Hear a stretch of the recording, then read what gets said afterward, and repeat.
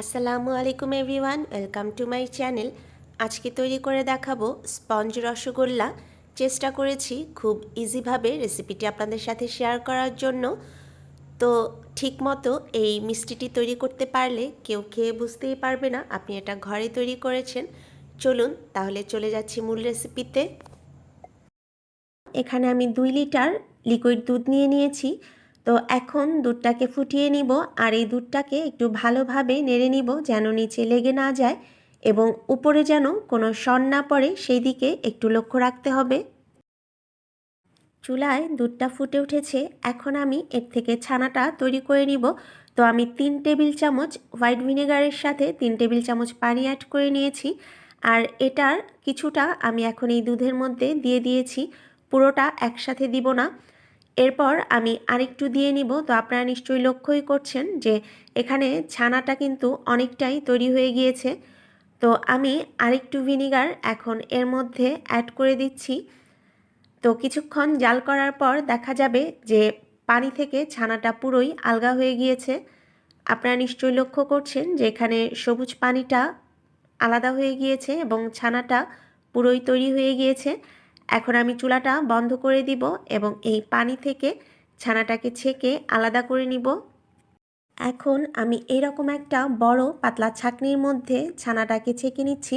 তো আপনারা চাইলে এখানে পাতলা সুতি কাপড়ের মধ্যেও ছানাটা ছেঁকে নিতে পারেন, আর সেটাই কিন্তু খুব ভালো হবে। তো আমি এই ছাঁকনিটা দিয়েই ছানাটা ছেঁকে নিয়েছি।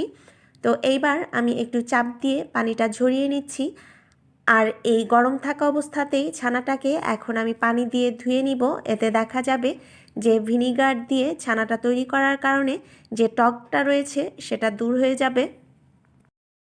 এবার গরম থাকা অবস্থাতেই ছানাটাকে আমি পানি দিয়ে একটু ভালোভাবে ধুয়ে নিব। তো আপনারা চাইলে এই ছানাটা কিন্তু লেবুর রস দিয়েও তৈরি করতে পারেন। তাছাড়া আপনারা টক দই দুধের মধ্যে দিয়েও এই মিষ্টির জন্য ছানাটা তৈরি করে নিতে পারেন। তো এইভাবে ধুয়ে নেওয়ার পর আমি এটাকে ছাঁকনির মধ্যে রেখেই ছেঁকে নিব যেন ছানার থেকে পুরোটা পানি চলে যায়। 20 মিনিট পর ছানাটা আমি একটা ডিশে ঢেলে নিয়েছি। তো এইবার এই ছানাটাকে খুব ভালোভাবে মথে নিতে হবে মিষ্টি তৈরি করার জন্য। আর মিষ্টি তৈরির ক্ষেত্রে এখানে এই কাজটাই একটু ঝামেলা বা কষ্টের মনে হতে পারে। তো ভালো কিছু পেতে হলে অবশ্যই আমাদেরকে একটু কষ্ট করতে হবে। পারফেক্ট স্পঞ্জ মিষ্টি তৈরি করতে চাইলে আপনাকে ছানাটাকে খুব ভালোভাবে মথে নিতে হবে। তো এই ছানাটাকে আপনাকে হাতের তালু দিয়ে খুব মসৃণভাবে মথে নিতে হবে। এটা ভালোভাবে ম্যাশ না করতে পারলে কিন্তু আপনার মিষ্টিটা ভালোভাবে তৈরি করা যাবে না। দেখা যাবে যে শিরায় দেওয়ার পর এটা ফেটে যেতে পারে। তো প্রায় 8 থেকে 10 মিনিটের মতো এটা আপনাকে মথে নিতে হবে। আর এক্ষেত্রে হয়তো কিছুটা ধৈর্যের প্রয়োজন অথবা একটু কষ্ট হতে পারে। আর অনেক সময় দেখা যায় যে অনেকে এই ছানার সাথে কিছুটা ময়দা অথবা সুজি ইউজ করে। তো আপনারা দেখতেই পাচ্ছেন আজকে আমি এখানে কিছুই দেইনি, আমি একদম জাস্ট ছানা থেকেই এই রসগোল্লাটা তৈরি করব। তো আপনারা চাইলে এই রেসিপিটি ফলো করতে পারেন, আর কেউ যদি ময়দা বা সুজি অ্যাড করতে চান সেটাও করতে পারবেন। তবে আমার মনে হয় যে শুধু ছানা দিয়ে মিষ্টিটা তৈরি করলে অবশ্যই এর স্বাদটা পারফেক্ট হবে। তো ছানাটাকে আমি একদম মসৃণভাবে মথে নিয়েছি। আপনাদেরকে একটু দেখাচ্ছি যে এটা কেমন হয়েছে। আপনারা নিশ্চয়ই লক্ষ্য করছেন যে এটা আমি কেমনভাবে মথে নিয়েছি। এখন এখান থেকে কিছু কিছু করে নিয়ে আমি মিষ্টির শেপ দিয়ে নিব। তো এই মিষ্টিগুলো খুব বেশি বড় করার প্রয়োজন নেই, কারণ দেখা যাবে যে শিরায় দিলে এটা ফুলে অনেকটাই বড় হয়ে গিয়েছে। তো আমি আমার পছন্দ মতো একটা সাইজের করে নিচ্ছি। আপনারা আপনাদের পছন্দ মতো যে কোনো ধরনের শেপ দিয়ে নিতে পারেন। তো একই প্রসেসে আমি সবগুলো মিষ্টি এভাবে তৈরি করে নিব। সবগুলো মিষ্টি তৈরি করে নিয়েছি, আর মিষ্টি তৈরির সময় লক্ষ্য রাখতে হবে যেন এতে কোনো ক্র্যাক না থাকে। যদি ক্র্যাক থাকে তাহলে কিন্তু শিরায় দেওয়ার পর মিষ্টিটি ফেটে যেতে পারে। এবার চিনির শিরাটি তৈরি করে নিব। মিষ্টির শিরা তৈরি করার জন্য এখানে এখন আমি 2 কাপ চিনি নিয়ে নিয়েছি, আর এর সাথে অ্যাড করে দিব প্রায় 8 কাপ পানি। আর কেউ যদি 1 কাপ চিনির শিরা তৈরি করেন সেখানে দেখা যাবে যে 4 কাপ পানি অ্যাড করতে হবে।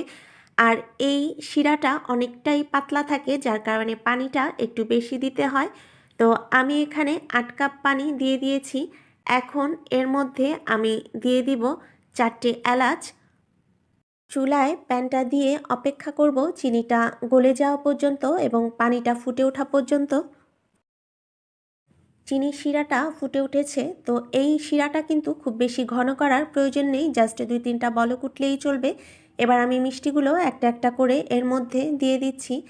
তো প্রথমে আমি এবার চুলার আঁচটাকে একদম বাড়িয়ে দিব মিষ্টিগুলো একটা বলক চলে আসা পর্যন্ত।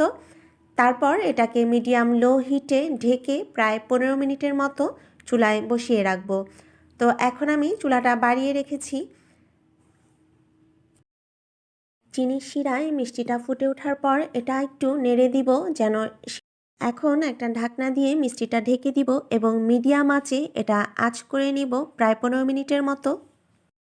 মাঝখানে একবার ঢাকনাটা তুলে আমি মিষ্টিগুলো একটু নেড়ে দিব যেন শিরাটা ভালোভাবে সবগুলো মিষ্টির ভিতরে ঢুকে যায়। আমি একটা ছড়ানো প্যান নিয়েছি যেন মিষ্টিগুলো অনেকটা স্পেস পায় এবং ফুলে উঠতে পারে। প্রায় 15 মিনিট জাল করার পর ঢাকনাটা তুলে নিব এবং মিষ্টিটা কিন্তু ফুলে অনেকটাই বড় হয়ে গিয়েছে, আপনারা দেখতেই পাচ্ছেন। এবার আমি চুলাটা বন্ধ করে দিব এবং এই মিষ্টিটাকে প্রায় 2 ঘন্টা এই শিরার মধ্যে রেখে দিব। তো এখন মিষ্টিটাকে একটু ভালোভাবে নেড়ে নিব যেন শিরাগুলো এর ভিতর ঢুকে যায় এবং ঢেকে 2 ঘন্টার জন্য রেস্টে রেখে দিব। সবগুলো মিষ্টি আমি বাটিতে সার্ভ করে নিয়েছি। তো আপনারা নিশ্চয়ই দেখতেই পাচ্ছেন এটা কেমন হয়েছে। তো একটা মিষ্টি আমি তুলে আপনাদেরকে একটু দেখাচ্ছি যে এটা কতটা স্পঞ্জি এবং রসালো হয়েছে। তো আশা করছি আজকের এই রেসিপিটি আপনাদের ভালো লেগেছে।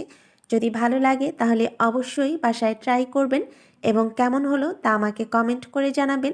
আমি সবসময় আপনাদের কমেন্টের অপেক্ষায় থাকি। যারা আমার চ্যানেলে নতুন, আমার চ্যানেলটি সাবস্ক্রাইব করবেন এবং পাশে থাকা বেল আইকনটিতে প্রেস করবেন যেন আমার পরবর্তী ভিডিওটি নোটিফিকেশনের মাধ্যমে আপনার কাছে পৌঁছে যায়। সবাই সুস্থ থাকবেন, ভালো থাকবেন। আল্লাহ হাফেজ।